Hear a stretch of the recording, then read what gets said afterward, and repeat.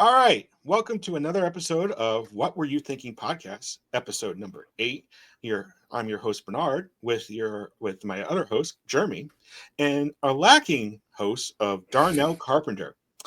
And we're going to say, Darnell, you're the one that started this podcast. We're only 8 episodes in, and you're already skipping out on us. Tisk tisk. We're going to have some issues going forward. He'll be back. So on The audience will demand it. Yes, we need the Darnell rant moment of the week, along with What Were You Thinking award goes to, which will be coming up later in the episode.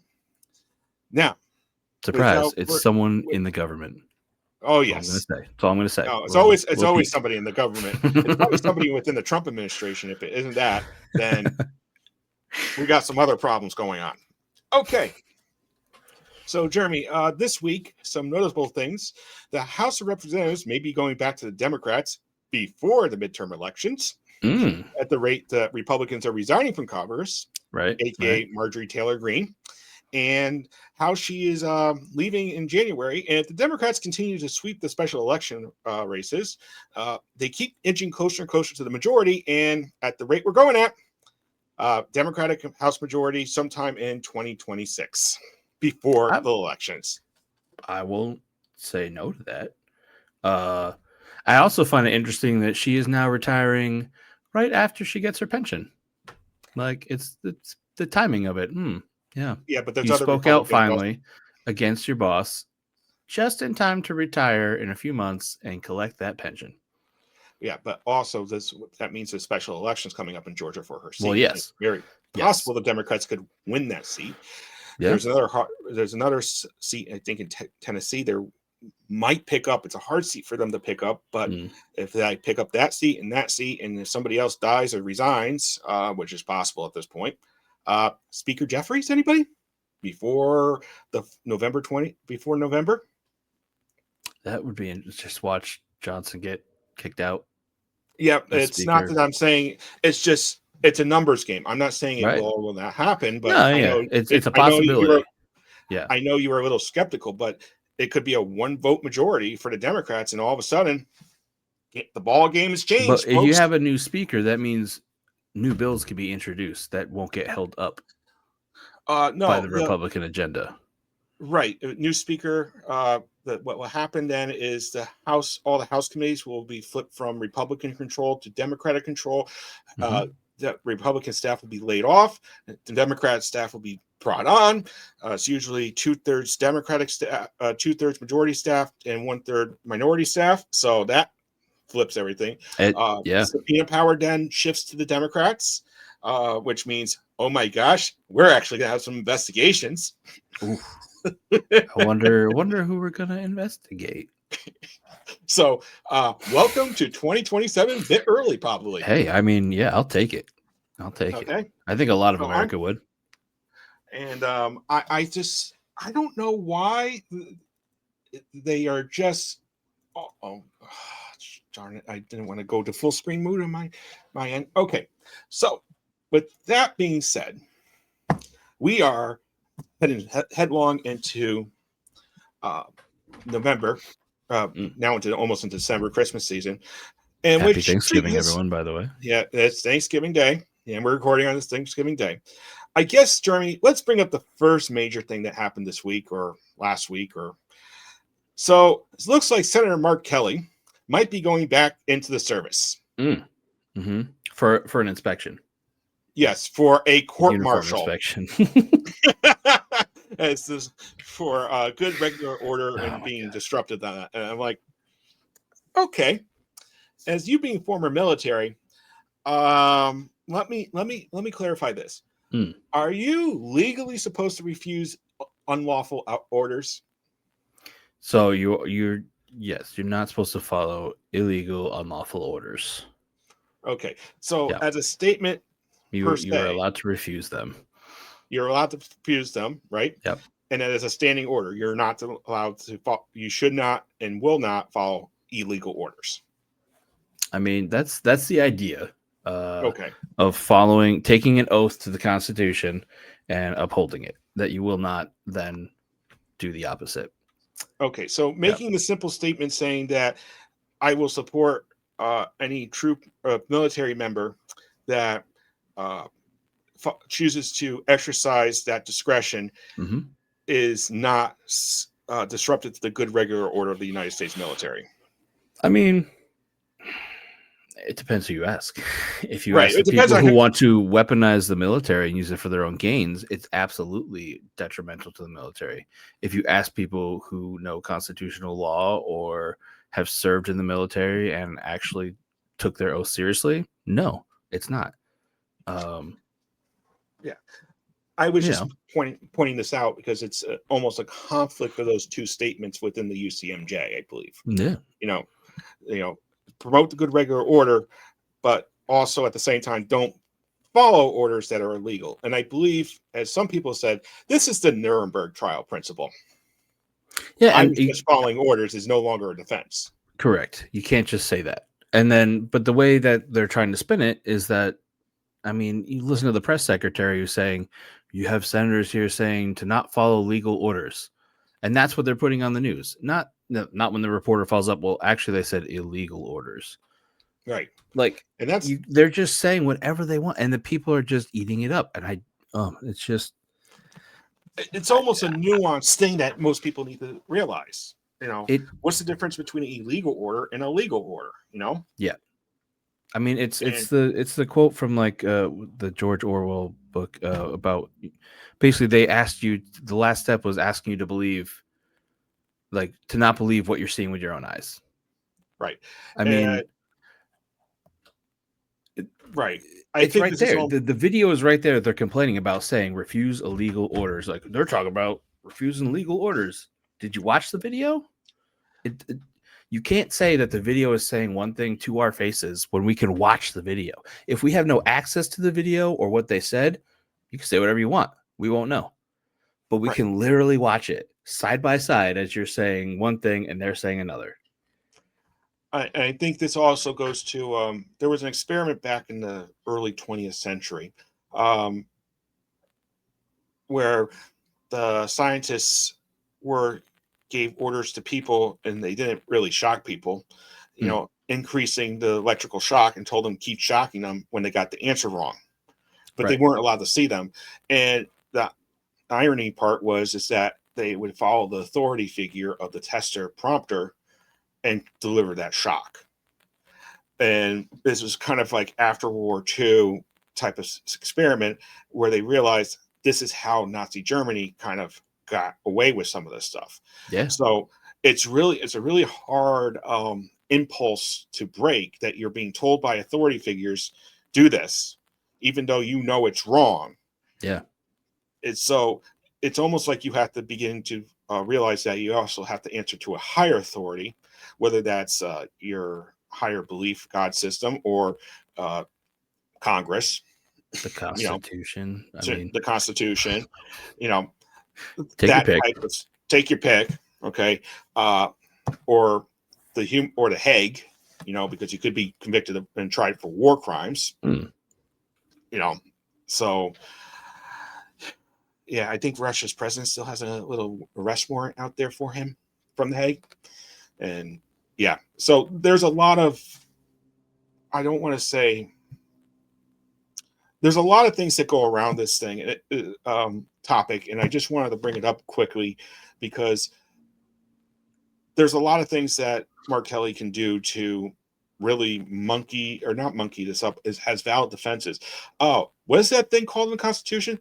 Oh, speech and debate clause. Okay. Yeah, that's going to be interesting how that works in a military court martial, because he's a sitting U.S. senator. He does have that right. So, correct. and that right supersedes anything that the executive branch can force on him through the UCMJ, because it's a higher authority right. So, good luck. Yeah, I mean, it's going to be interesting to watch it play out. We see how they're trying to spin it right now, the administration, but you can't spin the law like that when it's that black and white. Like, I think this was a ploy to because on the same day, right after, before this came out, Hmm. Letitia James and James Comey's indictments were thrown out. Yeah. So, Yep. let's move the narrative topic to something else while we are, so it's always a constant moving target with these, with this Oh, yeah. administration or regime, as some people like to call it. Let's keep just moving the target around and we'll be good to Put a go. whole bunch of decoy targets everywhere. It's Yeah. No one knows where to aim. Yeah. It's So it's fun. I think it's a great tactic. It works well. Obviously, it's worked on in America for years. And I think people are finally seeing it because we have access to so many different sources now, so much information coming, and a lot of it has been misinformation. But now people are starting to get so sick of it. I think people are actually starting to look it up once in a while. Not for everything, but once in a while they'll get something like this doesn't make, and they'll like look it up and they're like, they're lying to me. And then that's where it starts. It's just one story. And then from there, they'll like start thinking maybe critically about some of the other stuff they're being told. Fingers crossed, because that's what it's going to take. People thinking critically for themselves and not just listening to what they're told.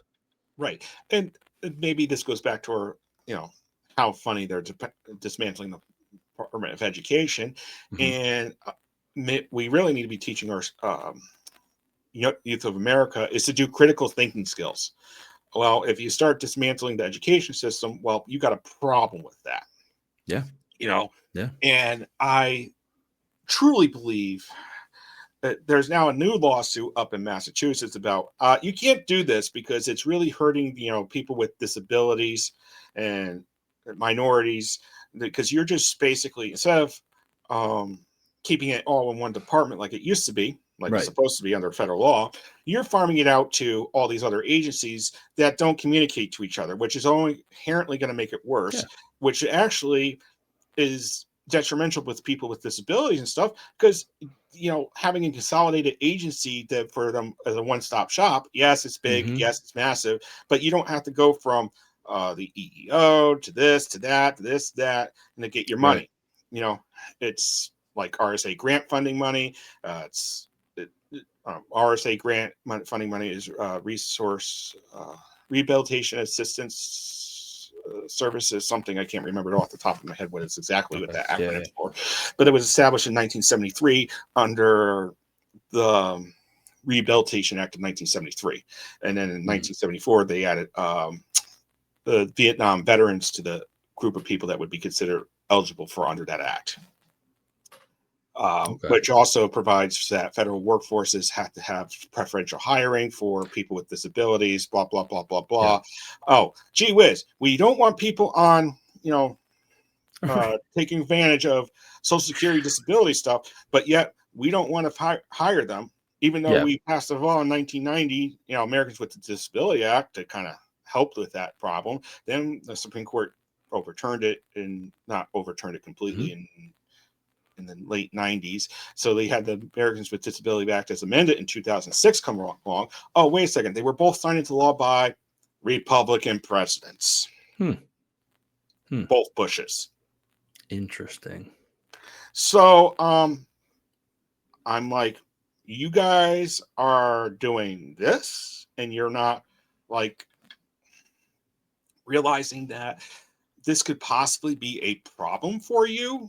In the campaign cycles, the Republican Party used to stand for, voting voting rights for everybody, including Black people. Oh, wait a second. That's the party of Lincoln.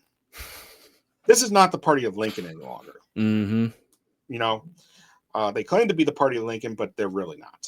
And I know we've gone on a slight tangent from Mark Kelly to this, but hey. That's what? This is podcast. That's what happens in this podcast. You can't control it. That's why we need Darnell here to just kind of like go. So snap us back to reality. But I think the next thing we really wanted to talk about was you wanted to bring up something. Well, yeah, I mean, you mentioned Massachusetts when we started off on this tangent. MIT just came out with a new study talking about AI, which I was trying to take a branch from like the regular political news here. And they did a study that found that AI can already replace 11.7% of the U.S. workforce as it currently Oh, stands. Yep, that's just within like, wonderful. and at a value of about $1.2 trillion in wages within like the financial sector, the healthcare, like professional services. It can already do that, and we have basically no restraints on it. So it's going to It's a be like it's a it grows at such a rapid pace.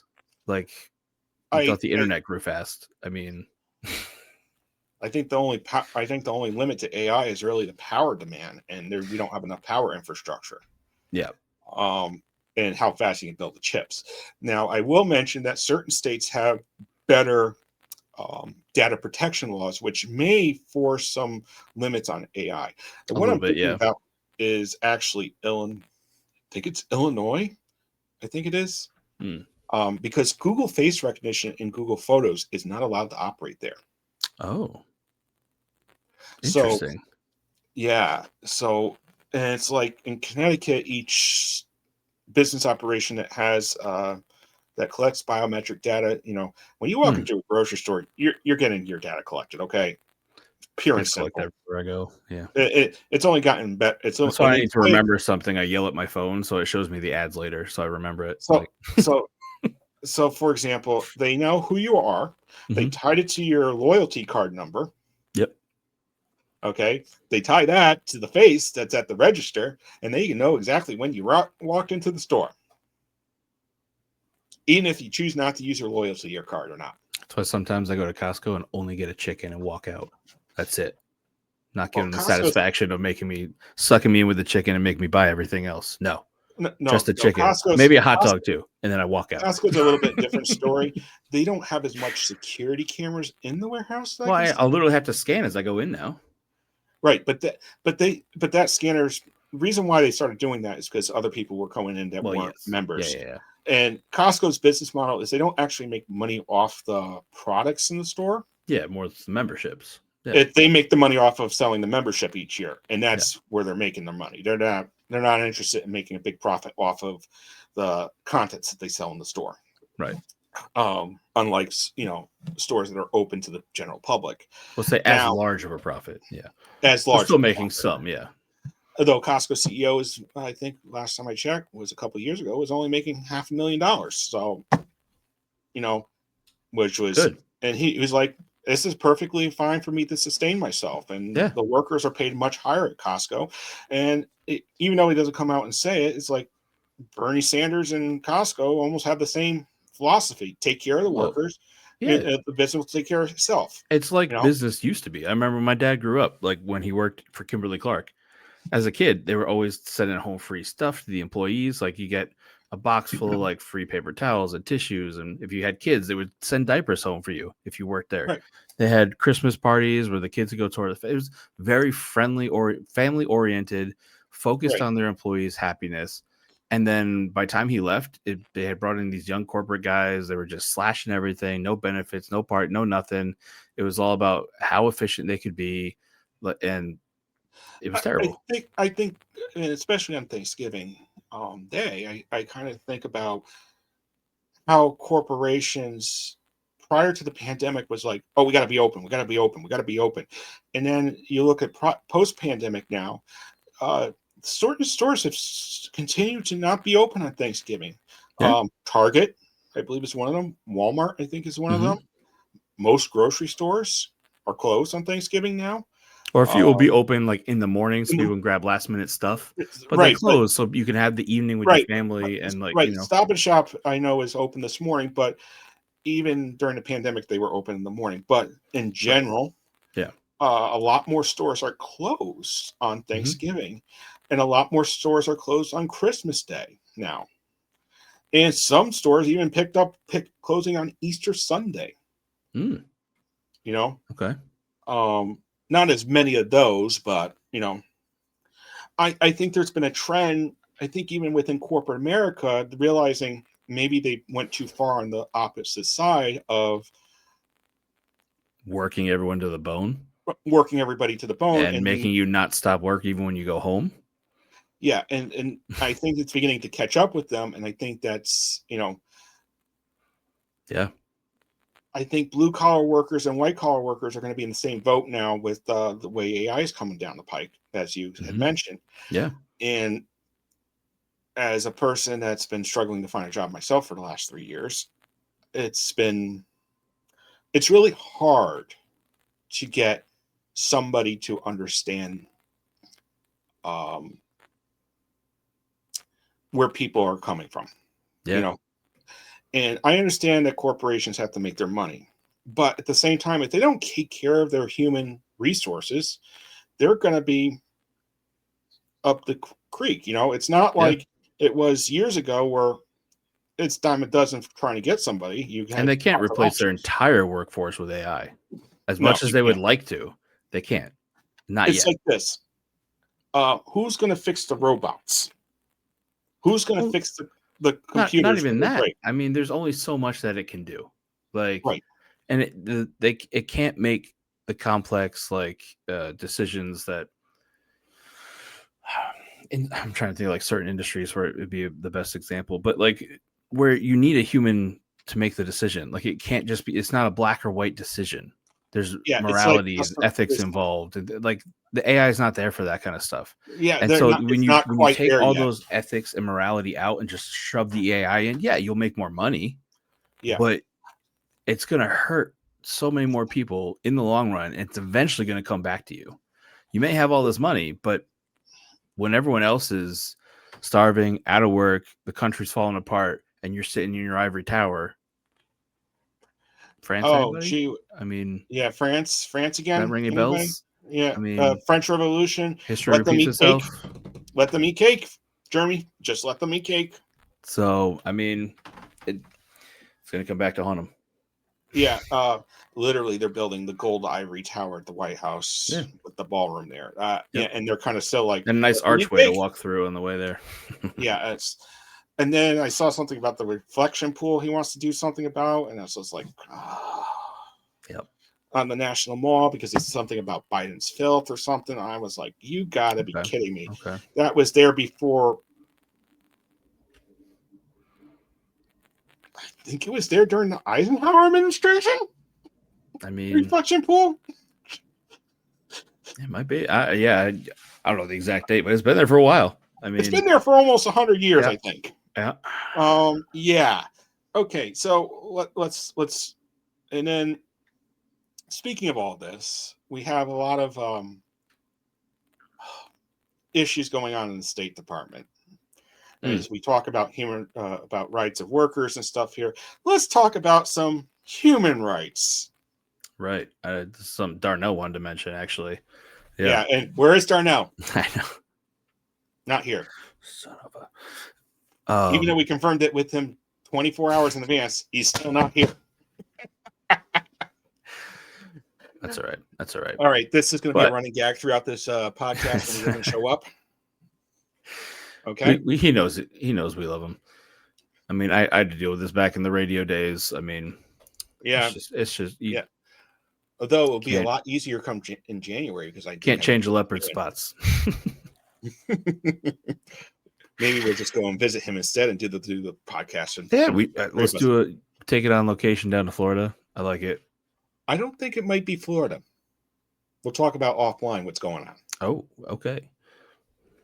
Little surprise for the next podcast. But back to our topic we wanted to talk about real quick.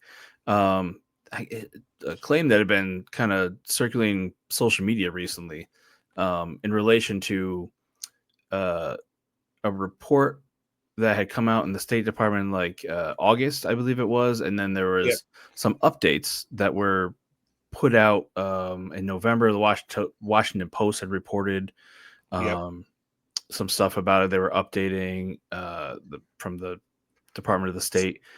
Marco Rubio had said supposedly there's rumors that they were declaring things like abortion or access to abortion, DEI stuff, LGBTQ rights could be considered human rights violations. And right now, the way we're understanding it, because again, it's still trying to be verified, all this stuff, is that it's in relation to foreign countries and stuff they're doing. So if the foreign countries are having state subsidized abortions or abortion drugs, or they're having these DEI things at these other states. That's what they're going after as human rights violations. It's not in our country yet, but they are targeting foreign countries with it, supposedly. So, I mean, is it a matter of time before it comes here and they start targeting? I mean, we know that they wanted to get rid of the abortion stuff for a while. Making it a human rights violation is one way to do it. And here's the funny part. The Catholic Church is not even this aggressive on some of these issues. Right. They're like, feed the poor first, then we'll kind of look at the abortion issue now. Ever since the last two popes. I mean, and they've started plenty of wars. So, I mean, if they're chill about it. Yeah, they're like, okay, this is not really good policy. And we're just going to try to keep our people going to church at this point and being decent to people. Because maybe go back to the core values of like loving thy neighbor and treating others as you would yourself. And, you know, we sit here on this day where Americans fed a whole bunch of illegal immigrants that were going to die. No, I thought it was a whole bunch of Native Americans fed some illegal immigrants. Well, no, they were the original Americans in America. Right. And then we're feeding the European, like, illegal people coming to their country, just like, here, eat, welcome. Welcome, you know. What our country was founded on, you know. Right. Yeah. Bringing in, you're sick, you're poor, you're hungry. Right. Oh, what's that at the bottom of the Statue of Liberty? Yeah. Yeah. A gift from France, no less. Just remember that today as you're, you know. Yeah. The Republicans hopefully can remember it as they're eating their food. You know, I'm not trying to make this a political topic. It's just that, Thanksgiving was originally created as a holiday after the American Civil War, basically as a federal holiday. And it's been celebrated in other aspects prior to that, you know, because it goes back to the Pilgrims type of time period, but it was never really made official until after Abraham Lincoln kind of declared it.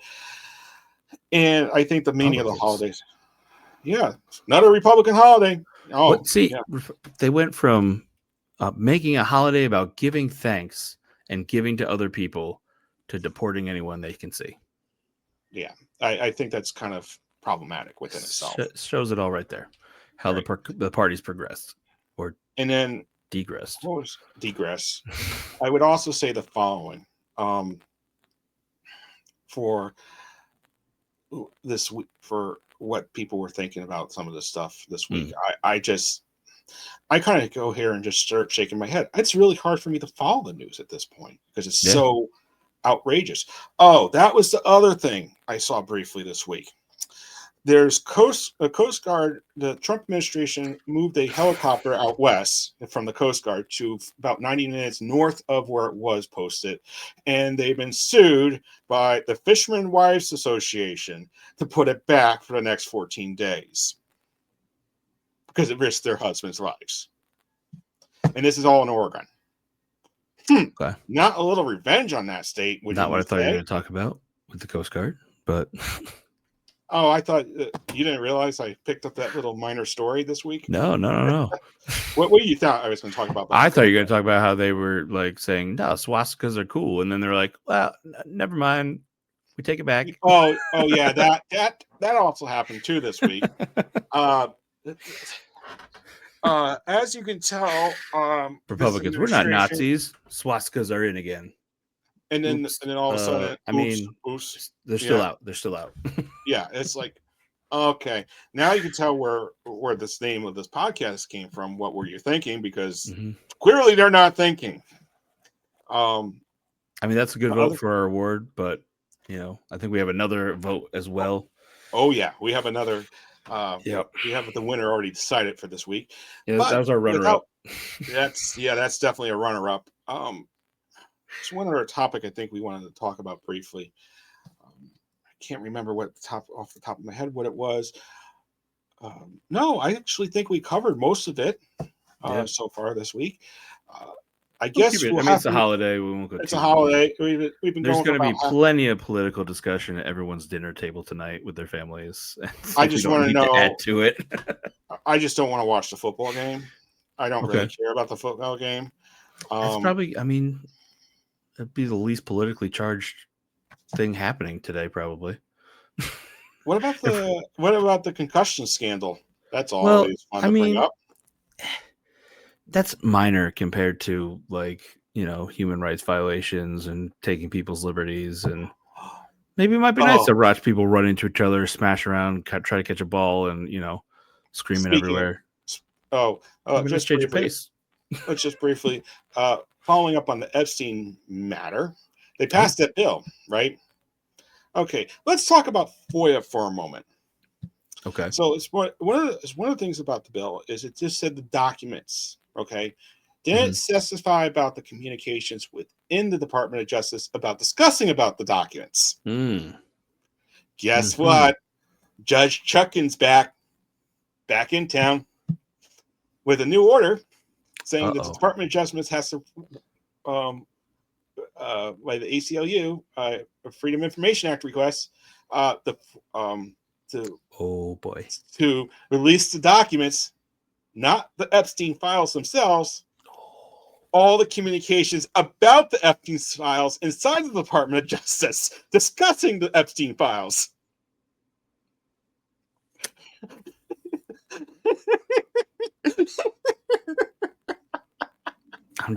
I'm just picturing everyone who was like talking about all that kind of stuff, just like the Homer Simpson meme, just backing into the bush, like. You know what email stands for, Jeremy? Right? You know what email stands for? What's that? Evidence mail. Not electronic mail.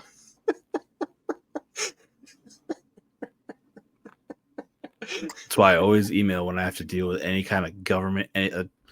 Call our office. Nope, I'm going to email so it's in writing. Oh yeah. Sometimes I call when I'm being nice, and then if I really need something, it's coming via email or USB to you. Yep. Yeah. That's what I was doing with the town here. I had to email them dealing with the tax thing. Like, don't worry, I'm a retired veteran. I can be at the town hall every single day talking to someone until this is resolved. 30 minutes later, I had a response by my email. What most people don't realize is that email communications and stuff like in Connecticut, state government or town government, it's all subject to FOI requests. Even their calendars. Noted. I'm not as so certain about how granular or detailed you can get with the feds, but it's pretty granular in Connecticut. Claim national security. Only so much. You can only do it so much, and you can have the right to go to court in the federal system and challenge that. Yeah. Oh yeah, it's.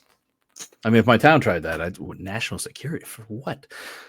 That's not Enfield. What are you talking about?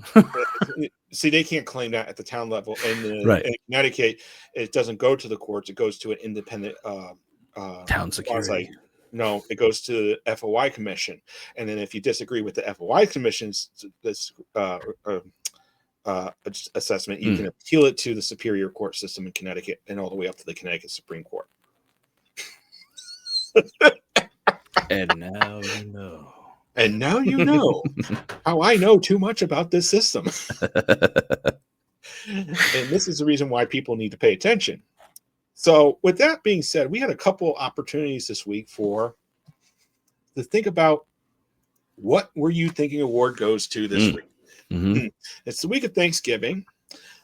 We had a pretty good candidate with what was the one we mentioned before? With the approving swastikas. Yeah, the Coast Guard approving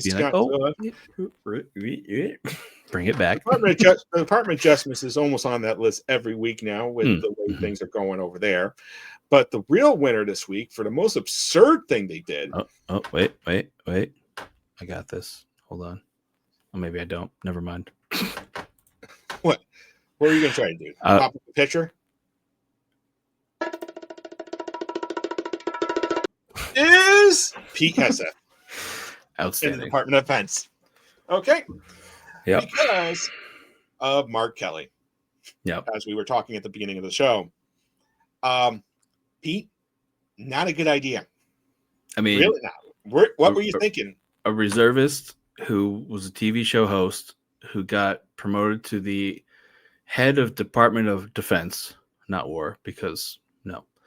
And because you got some stuff on your nose from your boss.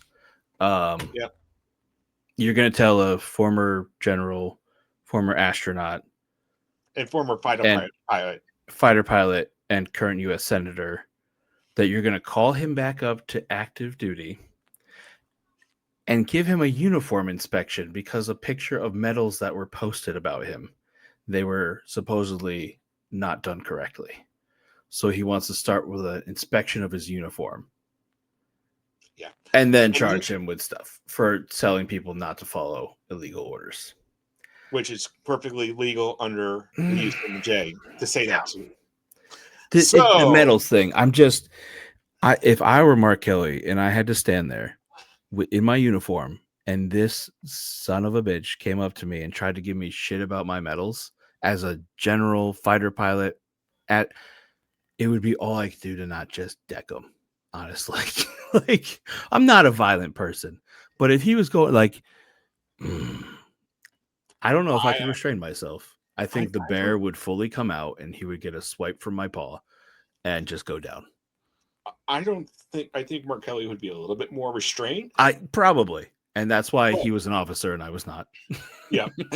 But at the same time, I think there's going to be other generals and higher up. They're going to be like, no. Yeah. And they're going to see the leader of the Defense Department do that shit to one of their colleagues and try to pull that.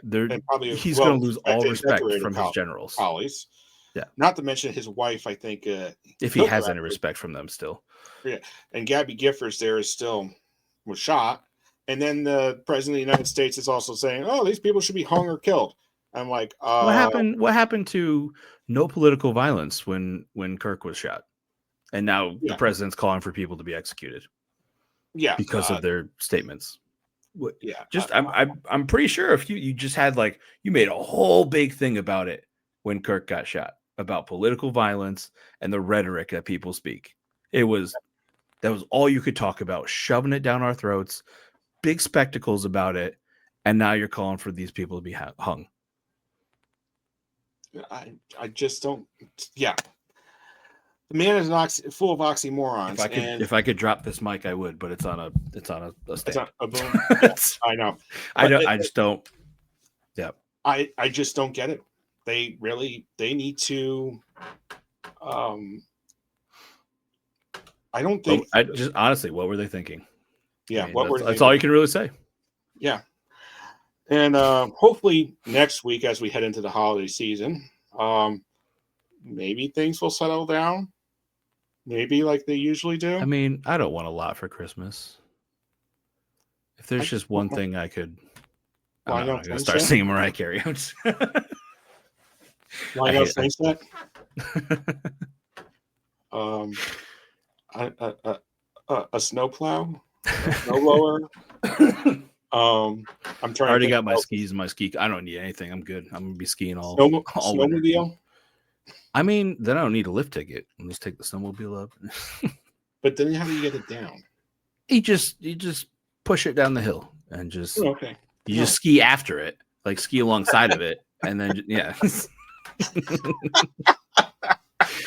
backcountry skiing. That's all right. Or I'll put Darnell on that, and I'll just get a rope and he can tow me with it. So it doesn't pull a leg muscle. Oh yeah. Well, Darnell, we missed you this week, and we're gonna have more fun with you next week when you're actually here, and we can actually talk about stuff that you want to talk about for a change. So, with that being said, this is happy holidays from me and from Bernard and Jeremy here, and we want to thank everybody for watching today, and make sure you like, comment, and subscribe below if you're on YouTube and watching this, and that's the most important thing to help us with the logarithm. And if you're watching this live on Twitch, thank you for doing that. All right, thank you very much, Jeremy, for being with us today, and have fun, everybody, and have fun with eating some turkey. And make sure you eat in good proportions so you don't go to the ER. Good advice. And wear a belt you can undo your pants. Yep. All right. Thank you, everybody.